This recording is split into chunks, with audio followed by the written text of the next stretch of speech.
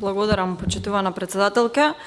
Едноставно, времето е кратко сега за говори за реплики, ќе бидам многу конкретна за да излезат работите на виделина, имено како што потенцира и министерот, заменик министерот за финансии, ставката студентски стандард е зголемена, што значи имаме обезбедено средства и за студентски оброк и за стипендиите. Она кое што е лицемерно е тоа што денеска го гледаме од Социјалдемократскиот сојуз, дека покажуваат наводно лажна грижа за студентите. Колешка Даниела, ќе ви се обратам конкретно на вас, бидејќи ве гледаме ви вчера објаснувате, покажувате некакви слики, се обидувате некако да се представите како да се грижите суштински за самите студенти.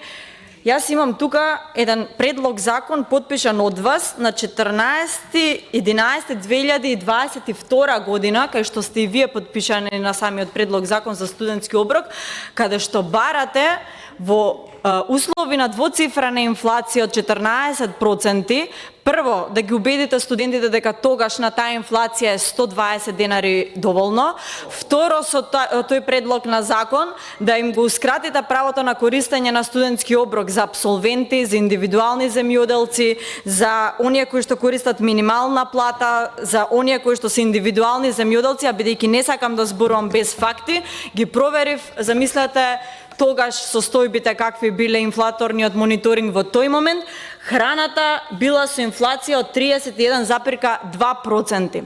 Наспроти сегашната состојба, кај што имаме најниска инфлација во регионот, подеднакво во целиот регион, најниска инфлација од 3,4%, кај што храната е со инфлација од 2,5%. И се обидов да направам математика со формулата која што се применува за покачување на студентски оброк, излегува дека реалното покачување на студентскиот оброк треба да се случи во износ од точно 4 денари.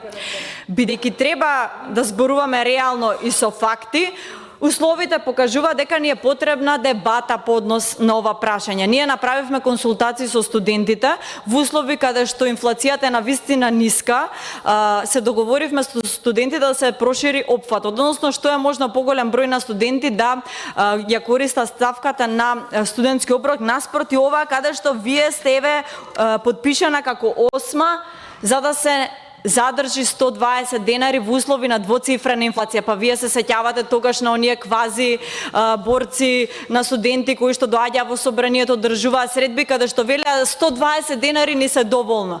120, тоа беа браќа на ваши функционери на Социјалдемократскиот сојуз.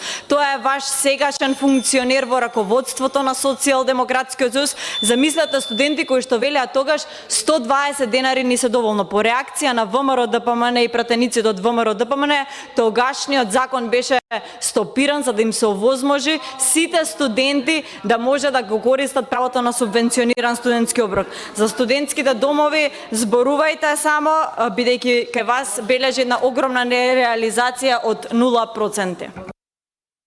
Реплика Даниела Николова.